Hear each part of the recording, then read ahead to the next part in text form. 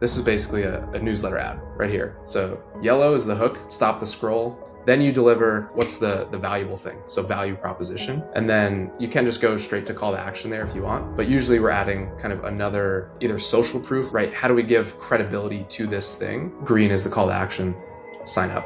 If you're not producing top tier content, it's going to have very little leverage to actually move the needle as far as driving purchasing decisions. My newsletter is very much, it's to teach people. For me, teaching does a couple of things. It solidifies things that I've learned, and so things I've consumed elsewhere, to figure out how to articulate that in a simple way so that other people can understand it and then apply it and put it into action. But then it's also such a great testing ground. And that's why I like it. And I get to say, hey, to our clients, we recommend doing this based on the type of business you're running and your offer. It took me way too long to realize I was into psychology and into business. Like looking back on my childhood, it makes perfect sense. I just wish somebody had like named it and said, hey, you are really interested in this thing. You should like go pursue that. Because I think I would have kind of gotten a little bit further faster. But that's where a lot of like creator newsletters in particular, the value propositions, in my opinion, are just really weak, and where they fall short, and why if you can't articulate the value proposition on a landing page, highly unlikely that you're going to consistently deliver on like a high quality value proposition in a newsletter itself. How do you conceptualize an ad funnel? It's so interesting that you asked that question, because I literally lay my head on the pillow at night and sometimes I'm thinking about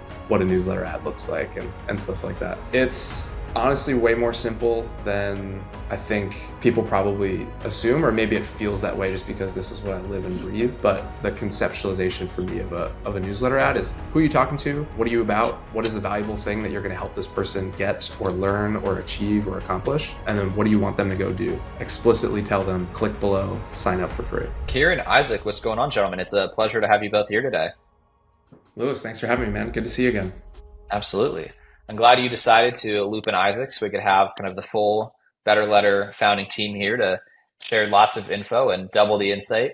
It's always fun having, a partner there's something that you think maybe, you're going to explain something and you'll just gloss over some details because it's so familiar to you. Because like I do this every day. This is obvious. Everyone knows this. And then the other partner's like, we left out this thing that we do that's actually like super interesting and insightful. Because like, how could you not mention that? So it's really beneficial to have both of you here. So maybe I'll take this as inspiration to proactively pitch some package duos in my future outreach. Yeah, man, go for it. Yeah, but why don't we start out with letting one of you introduce Better Letter, what it is that you do, types of clients that you work with, the type of work that you do for them. And I'm sure from there, all sorts of questions will pop up. Cool. I'll take this one. So yeah, Better Letter is pretty straightforward. We're an email newsletter growth marketing agency. So we grow newsletters with paid ads on Meta, so Facebook and Instagram ads. And so we work with folks from, VCs all the way to the other side of the spectrum of nonprofit ministries and things like that. And then we've got kind of the sweet spot in the middle of media companies, media brands, and some B2B companies as well. I love it. And when did you two start this business? January. So pretty recent, right? Yeah, it would be January. So Kieran and I had actually started as newsletter operators ourselves, maybe that would have been February of last year, right, Kieran? And then we were growing a newsletter in the faith-based space. We were helping people memorize scripture and Bible verses. And then essentially we started running Facebook ads to grow that off the hop. Just started seeing like a really good return from tools like Sparkloop. And that kind of got our wheels turning about this space and wanted to get us digging in deeper. And so Kieran started posting some of the results we were getting on Twitter for our own newsletter. And then in January, people kind of started reaching out saying, hey, could you help us do the same thing and get the same kind of results that you guys are getting for us? And that's how Better Letter was kind of born at the beginning of this year. Yeah, it's always the best stories is when it's other people asking you to start your business rather than like you asking the world, should I start this? It's like you're just doing something and someone's like, hey, could you sell that to me? And you're like, well, I suppose that I can. What was the origin and the inspiration for starting Malachi Daily, the faith newsletter? When did that come about? Yeah, so this one's fun. So we actually started off initially as an SMS-based like service. So the whole idea was we would send people text messages every day to help them memorize the scripture and kind of learn the context of it. And so that's what we initially launched with. We started off free. We wanted to get a bunch of user feedback as quickly as possible. Then when we switched to paid, or we at least turned on the paid option. So we kind of had a pay it forward model so people could volunteer to pay. When we did that, basically the feedback was we love it, but we don't want to pay for it. We had a small percentage of people that chose to pay it forward, but it wasn't enough to sustain the costs of operating an SMS operation. I know you guys send text messages. Texts aren't cheap, right? Email is way cheaper than text messages. And so as like Isaac said, we started running Facebook ads, growing our audience really quickly. It means we started sending a lot more text messages, which started to add up pretty quickly. And so because we didn't have the revenue to sustain that, we basically faced a choice. Do we just shut this thing down, or do we pivot to an email newsletter and try to accomplish the same goal that way? And around that time, somebody had mentioned Beehive like a couple of months before that. And so I went back and just kind of like looked into it, and we got started on it. And yeah, so that's how the newsletter was born, but initially started out as a text messaging service. And so that was our entryway into the newsletter space, at least this time around. Isaac's done some newsletter stuff in the past. Isaac, what are some of the other newsletters you've been involved with in the past? Yeah, so my first newsletter, it was a faith-based newsletter as well. It was called Kingdom Driven Daily, and it was just sending people a daily meditation to meditate on a specific passage each morning. And I started that in 2018, it would have been. And I was working for like a traditional media company, a television broadcast company at the time. And I was just trying to do that on the side to learn about newsletters and stuff like that. Found one sponsor that basically paid enough. We only had 2,500 subscribers, but we had one sponsor paying $1,500 a month, which one of my buddies who's a pastor was crazy enough to write an email every single day for that amount every single month. And so that was kind of like my first taste of newsletters. But back then, man, I mean, I know that's not even that long ago. Like there wouldn't have been tools like Sparkloop and Beehive and stuff like that were so readily available. And so when we were doing the SMS thing for Malachi Daily, and Kieran's like, hey man, we should think about an email newsletter. Like my mind went back to that of like, it's great to own your audience, but like, how are we going to monetize it? How are we going to create revenue from it? And then it was really Kieran that kind of had done this newer deep dive in the newsletter space. And so much had changed since I was kind of in that world before that I didn't realize about when it came to tools like Beehive and Sparkloop and referral networks and ad partners and all that, that it just felt like going down the rabbit hole for the first time all over again. So yeah, that was kind of my first taste, was in like 2018, but we certainly weren't doing as much as Kieran and I would be doing now with our newsletter and our partner newsletters. And it kind of feels like a bit of a fresh start in the space too now at this point as well. And would you say that the clients that you're working with, you mentioned sponsorships, are the majority of them monetizing with their own offers? Like, why is it worth their time not only to, pay whoever they're paying to write the newsletter to write it, but to then bring in a team to get more eyeballs on it? Like, how's that resulting in more money for the clients? Yeah, it's a great question. It's also the question that I think a lot of newsletters that kind of came in with this most recent wave of newsletter operators need to answer, and the ones that aren't going to be around 6 to 12 months from now. For our clients, I'd say the biggest folks who are media companies. Obviously, they're very sponsorship driven, and so for them, it's very calculated. We know this is the lifetime value of a subscriber. If we can get them in at this cost, then we'll recoup our ad spend within 6 months, and then everything on top of that is gravy. And then I'd say the other big chunk of our clients are folks who are offering kind of higher ticket services, B2B. So like we've got a wealth management firm, for example, where it's like, hey, if we convert 0.2% of our audience within the next year, we will have made our money back and then some. And we're also building this, this large audience, this big brand, and there's kind of a mission for them and that team. They have a kind of a mission approach behind it and just helping people with their finances as well. So there's the financial return on investment for sure, but then there's also kind of just like we want to do good stuff in the world, return on investment. But yeah, those are the two buckets I'd put people in. How do you find that those clients, or I guess that you all think strategically on behalf of those clients of the sales cycle and of, the directness of the sale? Like, is the strategy, we're just going to make a newsletter and it's just going to be good and interesting, and so people view us positively, or are you, periodically pushing people towards a conversion event? Yeah, I'd say the more strategic kind of guidance that we get into with some of the B2B folks is obviously content has to be top tier, right? If you're not producing top tier content, it's going to have very little leverage to actually move the needle as far as driving purchasing decisions. But as far as the kind of the frequency and cadence with which they're doing it, a lot of folks are using super signature. So every newsletter post, they're having the option, the call to action for them to take whatever that next step is. Often it's booking a call. And then one of the other things that we're starting to have folks layer in, and we're constantly kind of testing new things. I'm even running a test right now with the newsletter that I just launched with my wife, is just launching different kind of sales sequences at different points within the lifespan of a new subscriber. So you could test it, as soon as they join within that first week, you could test the sales sequence, pushing them to a conversion event, 4 weeks in after they've gotten more value, you could do it 3 months in. And so pushing people to do that type of thing as well. How do you two divide up responsibilities just internally? Yeah, so I would say I'm very focused on growth. That's my background. Is I've owned and run a Facebook marketing agency for like 8 or 9 years probably. So I was really familiar with that platform already. Not necessarily applying that to newsletter growth until the last year or so maybe, but that's kind of my area of focus. And then what Kieran brings to the table, I can let him elaborate on this, is just a general understanding of like what's happening in the industry with tools like Beehive, Sparkloop. He's got a really good background in like psychology and copywriting and things like that really fill a lot of those gaps. My brain and his brain were similar in a lot of ways, but it's also different in a lot of ways too, right?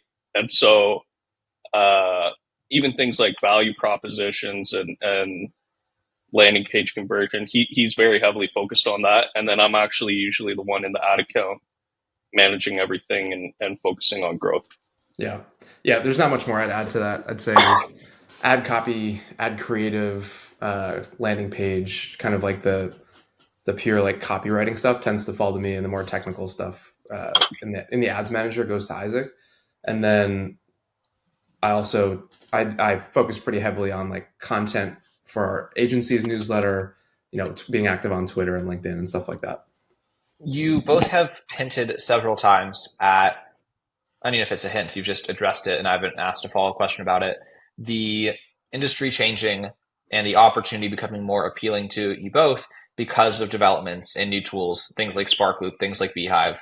What have they introduced that's made it different? How are you utilizing them to your advantage on behalf of your clients? I don't know if one of you kind of wants to speak to the importance of those tools, maybe making this business model or the service that you're providing a higher return than it was maybe in the world without these tools. Yeah, I can take an initial crack at that. So yeah, there's a couple things. And in general, it's been so interesting, right? We're 8-9 months into this. And even since we started, we've seen like massive shifts that are, I think, only going to continue to happen. It's like the easiest one to call out is like when we first started back in January, you could completely break even on ad spend using Sparkloop, right? Like very basic. We were doing it profitably because we were acquiring subscribers for our newsletter. It's so cheap, but you could at least break even. And so that was just kind of like an infinite growth loop. Now you'd be hard pressed to make more than 50 cents per subscriber that you bring in. So you're looking at maybe recouping 25% of your ad spend. And so like that's a very, to me, that's a change that I think for the bigger companies that actually have business models that are dialed and sustainable, they're fine. And they may or may not have actually been caring about Sparkloop at that time, but kind of the individual creators, like those are the folks where it kind of sucks for them because that was actually a decent way to allow themselves to invest in growth. The other kind of thing that I would mention as far as change would be with things like Beehive. I think one specific example, and this may be small, but like the ability to segment your audience incredibly quickly and to pull out and really fine tune who inside of your audience fits certain criteria, the ability to create lookalike audiences based on that. And you can do that on other email platforms, but at least from my experience, Beehive has made that way easier than on other platforms. And you can just do that with much more velocity. So those are probably some of the top things that come to mind, at least initially. Yeah, I would add that like along with these tools, I think like the purpose and the reasoning for why they're becoming so much more important is for just like Kieran's saying about like that kind of infinite growth loop of Sparkloop. That was kind of like one of the first tastes that I had of seeing a direct ROI so quickly and so measurably from growing an email newsletter, right? Like when we talk about the importance of building owned audiences, uh, like owned media, all these things, it's so important. But and even myself with like some experience in e-commerce and direct to consumer stuff, it's a very different play running ads or buying media and focusing on ROAS for like a direct to consumer product or e-commerce brand than it is to like grow an audience. And so I think the tools that we're starting to see, and I think Beehive's doing a beautiful job facilitating this when I see kind of where they're going and some of the acquisition moves they've made and stuff, is the opportunity to build an owned audience while seeing that direct ROI right away. So, yeah, I think it's just like, I think it's still super early. Kieran and I have this conversation all the time, right? Because our clients are super happy. Our retention rate is super high, but there's also the question that we have sometimes of like, man, if our clients aren't making money on the back end, how many of these newsletters are going to be here in a year versus the ones kind of riding this wave right now, compared to the ones that we work with, where it's like they came to us with a sound business model. They're using these tools that are being developed. They're actively looking for new tools that are coming down the pipeline to help them monetize faster and better. That's what I think of when I think about tools like Beehive and Sparkloop, as Kieran was kind of explaining those. They're creating almost like I almost would see it comparable to like a Shopify of like they're creating this ecosystem for e-commerce that allows people to actually make money in an ecosystem. And I kind of see the potential for that to happen through audience building in a different way, obviously, but monetization is the most important thing at the end of the day. So I don't know if that adds anything to what Kieran was saying, but that's how I'm kind of looking at these new tools coming down the pipeline. Yeah, I think a lot of them just make the technology, there's just fewer barriers to entry, which makes, again, the competition factor. These are just classic dynamics in any sort of industry where these types of patterns are emerging, right? The tools are making it easier to do some of the things that were more difficult. So now there's kind of this wave of people, and then you have to eventually, weed out the people who were only there now because things were easier, but didn't have other fundamentals that still never went away. Like you said, how many people do everything right in terms of like the classical playbook that's developed of using Sparkloop to recover ad costs, using Beehive to segment the list. But then, critically, they're just not sending good content, right? So I mean, there's like always these pieces, or like same with the e-commerce, right? It's been easy to make a Shopify store. It's been easy to buy ads on Meta. It's been easy to hire someone to make creative for you from, I forget the name of all those websites where you can just like pay any random person to make creative for you. But then the product that you're selling is like this garbage thing from wherever that breaks and no one's happy. So it doesn't excuse you from actually needing to still provide something of value. Well put. Yeah, well put. I'd be curious to hear more about the role that content's playing in your own acquisition. That's something, candidly, I'm really making a priority for next quarter, is, and the podcast has played a big role in that, is doing a better job of kind of leveraging my writers to produce more on our behalf. That's something y'all have done a much better job than we have, is making content a core piece of your own client acquisition, of your own authority building. You have the Better Letter newsletter, and I speak to why that's worth your time investing in, some of the things that you're doing to make it, rewarding. Yeah, I mean, the easy answer is, boy, it would be real hypocritical for newsletter guys to not have a newsletter and actually showcase the fact that we know what the heck we're talking about. So there's that, but it's definitely like, for me, I'm a writer. I'm a content guy through and through, and I've kind of really realized that over the last handful of years. Like even my previous business, I had a podcast that was the primary client acquisition channel, and I had like 100 episodes, solo episodes, just me basically spending a day every single week writing and recording an episode. And so I've kind of built the muscle. For me, our newsletter and teaching in general, because that's how I view our newsletter. My newsletter is very much, it's to teach people. For me, teaching does a couple of things. It solidifies things that I've learned, and so things I've consumed elsewhere, to figure out how to articulate that in a simple way so that other people can understand it and then apply it and put it into action. That's a really beneficial thing for me to retain the things that I'm picking up. But then it's also such a great testing ground. And that's why, like I mentioned earlier, like I just launched a test newsletter with my wife to basically validate a business idea that she's had for a year. And for me, like it's fun to create things, but then it's such a fun like playground and testing ground to then say, okay, hey, I tried this sales sequence at this point in a new subscriber's life cycle, and here's the results we saw compared to doing it at this point. Now I get to take that back into our business, and I get to say, hey, to our clients, we recommend doing this based on the type of business you're running and your offer. Give this a shot. And so one of the I'd say one of the other things is like it's such a, not only is it demonstrating that we understand the industry, understand the inner workings of a newsletter and the business model, but that we also are actively testing things. We're kind of at the forefront, trying new things that maybe haven't been done, and then being able to report back and share those learnings with other people. So I've seen from that, and sharing it both on, it's like our content strategy, super simple. I post on LinkedIn, I post on Twitter, and we have our newsletter. Our newsletter is only every other week. At some point, we'll maybe increase that, but I'm operating 4 newsletters right now, and I have 3 kids, so I don't know what the future holds. It's a serious math equation. Yeah, and so we do that every other week, and then I'm posting on Twitter and LinkedIn, on average 3 to 4 times a week. And I've seen that through those circumstances, I've had random people that I haven't talked to in forever reach out to me and see me as this authority in the newsletter space. And it's because I'm the only person on their timeline talking about it.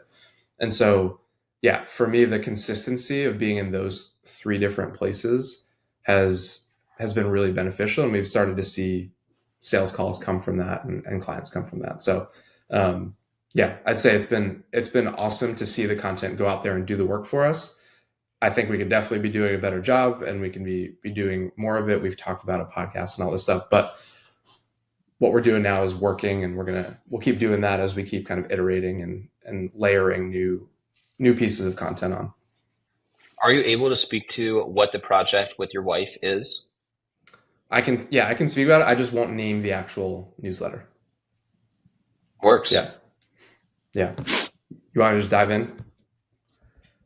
Dive in. For sure. Okay. So a little bit of context. So my wife, she's many things.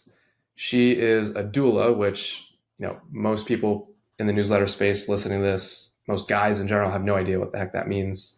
Do you know what it means? Let me actually, before I explain it, do you know what it is? I know it has something to do with the baby making process.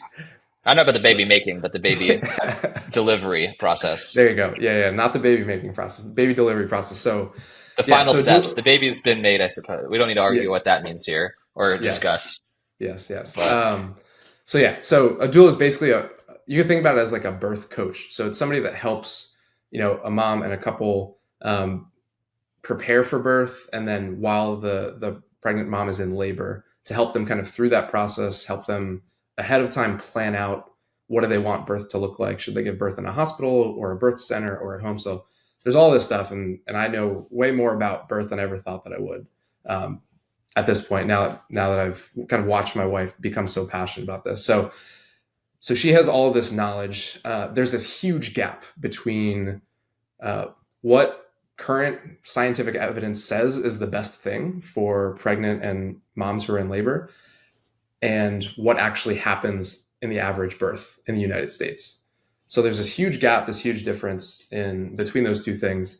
And our schools don't do a good job. Our families don't do a good job at teaching women, what is birth actually like? What does it entail? And so what fills the gaps? It's TV shows, movies, the occasional kind of horror story that you hear from a friend or a relative. And so it creates all this fear. So now we have lack of knowledge and we have fear. Those two things are not conducive to a really healthy, positive birth experience. And that's not the way that you want to start off motherhood and becoming a parent, is like with this experience where it feels totally outside of your control. So anyway, that's a long-winded way to say my wife has had this idea for a course and a newsletter to fill that gap, to educate people and to help prepare women to have a positive birth experience. So that's what the newsletter is about. She actually has a course. It was recorded back in like January, but again, 3 kids, life, things like that. So we're just getting around to actually like launching the newsletter. And so, yeah, basically running it as a 3-month experiment with a $750 budget, basically to say like for the everyday creator to say, if I were a creator starting from scratch, 0 audience, 0 anything, this is what I would do to start a newsletter and to validate this business idea. So that's we're like, I don't know, 5 days into the test right now. And so super early on, but excited to see what we can do. That inspires a whole other line of questioning for me, which is, and I kind of love, and I nerd out on trying to catalog these things. It's very difficult because it's exhaustive, but at the same time, sometimes it's also just like, simpler. Like I like to have the session with a lot of our writers where I talk to them about just like the principles of copywriting. Like what are the aspects of, and it's hard to you can like analyze it formulaically, but it's hard to produce it formulaically. Like you can speak to, some of the keywords I was getting at there are, things types of content that you're not getting anywhere else, right? Retrospectively, you hear that and go, okay, that makes sense why this is appealing, right? It's something you're not learning in school, but then, it's not as productive when you say, on the whiteboard, what should we write about this week? And say, well, what are some things they don't talk about in school? And then you're like, that's not really making much come to mind. But hearing those things makes me kind of inspired to ask a question of like, what are some other types of content that you're seeing have high performance in terms of, actually retained readers, lists that aren't decaying at the same rate as per se, another list where people lose interest quickly or fizzle out. If I'm understanding correctly, you're asking kind of like, what are some of those copywriting or just kind of conceptual principles that are exactly not only like frameworks for content. People. Yeah, exactly. Yeah. I mean, the go-to ones, at least where my mind goes and what I see is most compelling to me as a consumer. And then also what I see working in the space is, the how-to, right? Classic, like how to get X result. And then the kind of step-by-step process, right? So it's like how to, it's very practical, very concrete. It's a result that people can envision. It's a result that is in the language of what people think about. And it's Isaac, there's the psychology coming out. Isaac warned me about this. Yeah. It's so funny, man. I didn't realize, it took me way too long to realize I was into psychology and into business. Like looking back on my childhood, it makes perfect sense. I just wish somebody had like named it and said, hey, you are really interested in this thing. You should like go pursue that. Cause I think I would have kind of gotten a little bit further faster, but yeah. So I'd say how to step-by-step, really results focused. I think that's where a lot of like creator newsletters in particular, the value propositions, in my opinion, are just really weak and where they fall short and why the content kind of follows suit. Because if you can't articulate the value proposition on a landing page, highly unlikely that you're going to consistently deliver on that on like a high quality value proposition in a newsletter itself. So that's what comes to mind. I'm sure if I thought about it for 10 more seconds, I've had some more frameworks, but we can always come back to it. That was reminding me of another question I've had, which is, we haven't talked too much about your additional / primary expertise, which is the paid ad strategy. So first up, I don't know if I've ever I definitely have. I've been served a newsletter ad before, but maybe someone has never been served a newsletter ad and they can't remember it. Like, how do you conceptualize that? Because is it just, if someone's listening to this, maybe on audio only, it doesn't even matter if they're listening on YouTube, like no picture is going to come to their mind. Like, what does a newsletter ad even mean? Is it just like a picture of an email? Like what is, how do you explain that part to people? Or like, how do you, you're kind of hinting at it, which is like, you lead with, if you have a newsletter that has a benefit, maybe the ad speaks to the benefit. But like, how do you conceptualize an ad funnel? Like, what do you just putting up a pop-up that says, read this newsletter because it's great. Like I feel like if someone has not thought about this before, like this is me struggling to think through it to some extent as well. It's like, what do I even say? Just like, I have a newsletter, subscribe to it. Like, you have to be more sophisticated than that, I imagine. Yeah, I'm just laughing. And then Isaac, I'll let you talk for a sec. I was just thinking, if you haven't gotten hit by ad with Kieran's face, you definitely haven't gotten hit by a newsletter ad yet. Yeah, that's a fun joke. Early on in when we started the agency, we did a lot of UGC ads. They were performing super well for a number of clients. And it was just like me recording the UGC ads at first. And so Isaac's favorite joke is like that 10 different publications. Yeah, so I'm like becoming the most recognizable face in the newsletter space. But yeah, it's so interesting that you asked that question, because I literally lay my head on the pillow at night and sometimes I'm thinking about what a newsletter ad looks like and stuff like that. So yeah, I'll go and give kind of a first pass at how I conceptualize newsletter ad. It's honestly way more simple than I think people probably assume, or maybe it feels that way just because this is what I live and breathe. But it's got 3 parts. I even have, it's funny, I was playing with my kids' Legos before this. So if you're watching on YouTube, you can see. But like, this is basically a newsletter ad right here. So yellow is the hook, stop the scroll, kind of something that kind of some quick change or some title, which is basically calling out the target audience. So exactly who you want to watch the ad. And so this is for a video ad. A lot of the same principles apply for a static image. You say pregnant moms. If you're a pregnant mom watching this. Yeah. So pregnant mom, or at least the ads we've been running for that newsletter are a little bit different, because we're also trying to see if there's a market for like women who aren't pregnant yet but want to be soon. So some of the ads say, "Are you pregnant?" Some of them say, "Do you want to be pregnant soon?" Something along those lines. But you call out the audience, then you deliver kind of the second little red Lego here is then you deliver like what's the valuable thing. So value proposition, and then you can just go straight to call to action there if you want. But usually we're adding kind of another either social proof, like, hey, it's trusted by this many readers, or right, how do we give credibility to this thing to make you feel almost like it's a little bit silly if you don't subscribe to this newsletter. So it's read by X people from these organizations, and it's free. Green is the call to action, sign up.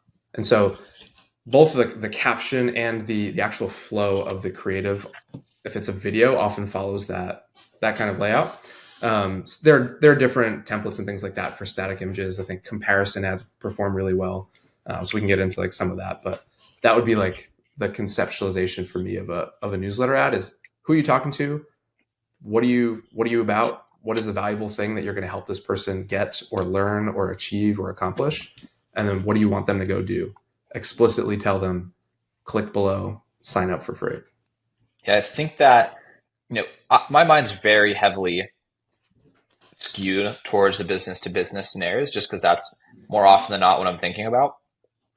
And the journey of a purchaser, right? The difference when their first interaction with you is just like a normal looking person talking about a relatable situation, right? If you're about to have a baby, but you're worried about this worry, but you want it to be really successful, then you should read this website that gives a lot of valuable tips, right? And then they get on the newsletter and they read it and they get all these valuable tips. And then at whatever point that you've tested, you introduce, by the way, we offer a course, right? After they've been reading your content for 6 weeks, versus you showing up on TikTok and being like, if you're about to have a baby, here's why you should buy this course.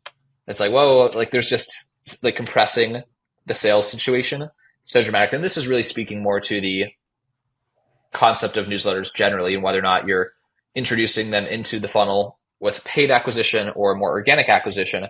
It's just, as a business, the more you can operate on that longer, let's go with the pun here, that longer gestation period for the sale, the more everyone feels good about what's happening, and just the less pressure you have to put on, the less aggressive you have to be, and the more people just build that affinity towards the brand. Isaac, do you have any other kind of ad frameworks or anything to add on the actual like creative side of things, or you're also more of the kind of technical genius with the?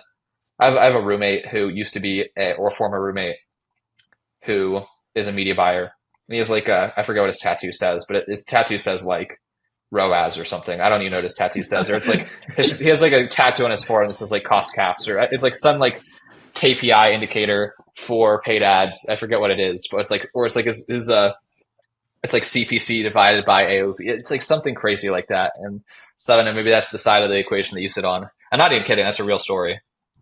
That's funny. What's your next tattoo, Isaac? Yeah, I don't know about that. My wife might kill me, but yeah, he loves the game.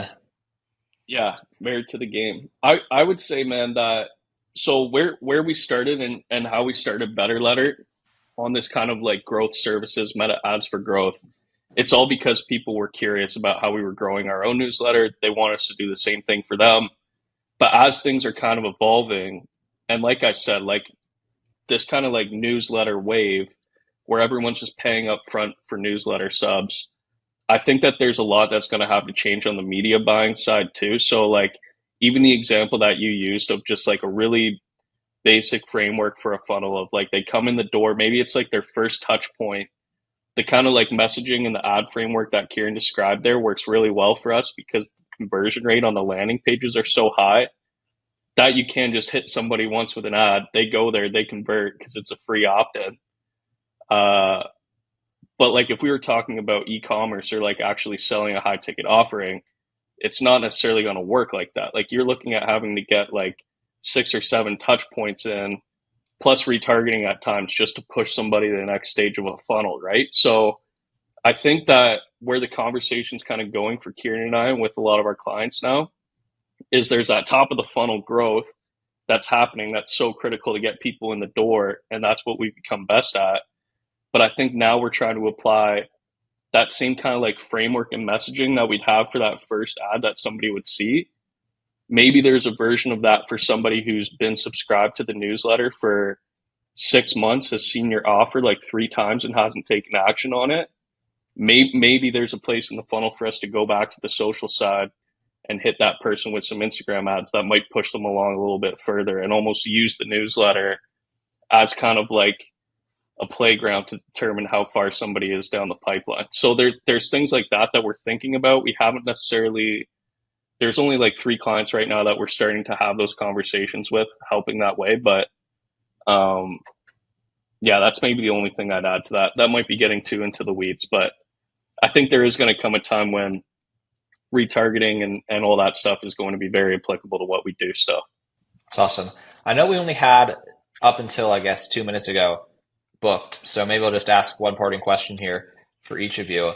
I would say one question I've been asking on like almost all of these podcasts, and I'll let you take it one way or the other and have you both answer it. The question is either A, what is the most impactful piece of content that you've created?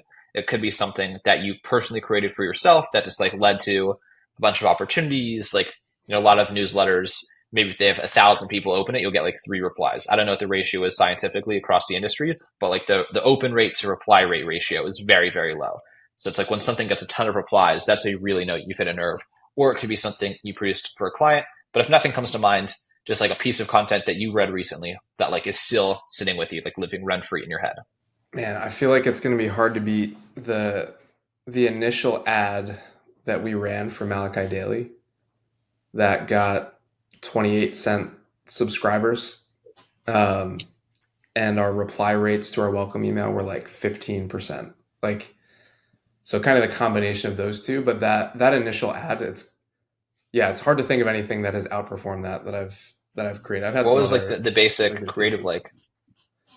Dude, it was honestly not even that. Like, it's so funny looking back. I'm like, it wasn't even that good. Like the quality wasn't great, but it started out with me like pointing to a screenshot of the newsletter landing page, and it was like, this is Malachi Daily, and then going into describe. I do get into the value proposition within the first 3 seconds. Like the principles are there, but there are a bunch of things I would do differently if I went back, knowing everything that I know now.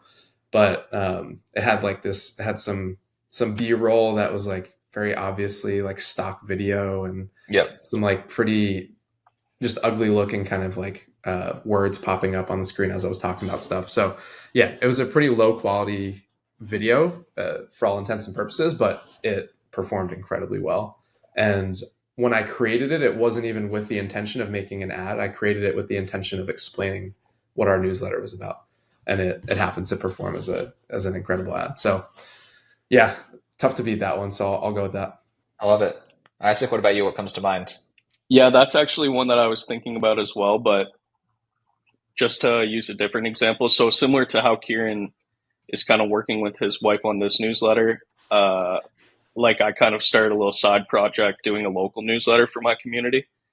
And so our first 1,000 subscribers, I remember like seeing them come in and respond to the welcome email that I sent out. And the welcome email for me was like, I'm just going to write the most like authentic thing I can as like a local person that lives in my town, and like add little like key phrases that only somebody who lives here would know about.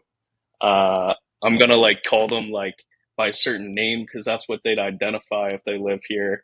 I would like reference different restaurants and spots in that welcome email. And to date, man, I think like 90% of people reply to that welcome email because they're just so excited to talk about what their favorite restaurant is, how long they've lived here for, like all the questions I asked. And so that was like one of the first times where I kind of saw like just like one simple welcome email, just like the unity that was bringing for a community. And like, I'm not saying I'm like God's gift to this community, but like the feedback that I was getting from people was like, it's so cool that somebody's doing this, because I've been wanting to like learn more about my community. I've been wanting to talk about the places I like. I've been wanting to meet with people who have also lived here for so long. And that was just something I saw that was kind of like, it was a really neat and impactful thing for me as like a member of my community, for sure. I love that. Those are both two great examples. That's why I've asked the question on every podcast. It keeps delivering.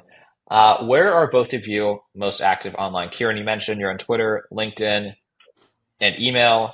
Is it the same everywhere else? Isaac, you're also on those platforms. I can link it below, but maybe you can each just reference the best place for yourselves and also the business. Yeah, I'd say Twitter and LinkedIn. If you just look up my name, Kieran Lenahan, it's just at Kieran Lenahan everywhere. And then, yeah, you can learn more about our business at betterletter.co, because .com was taken. Isaac, same places? Yeah, same places. Twitter. Just my first and last name's my handle everywhere. I'm not as active as Kieran. Kieran's pretty active for me, but it's yeah, you can still follow me there. I'll talk with you if you want to, for sure. Love it. Well, gentlemen, thank you both for coming on. It's been a blast, and best of luck. Continue to grow the business. It's exciting. Awesome, man. Appreciate you having us. Good to see you.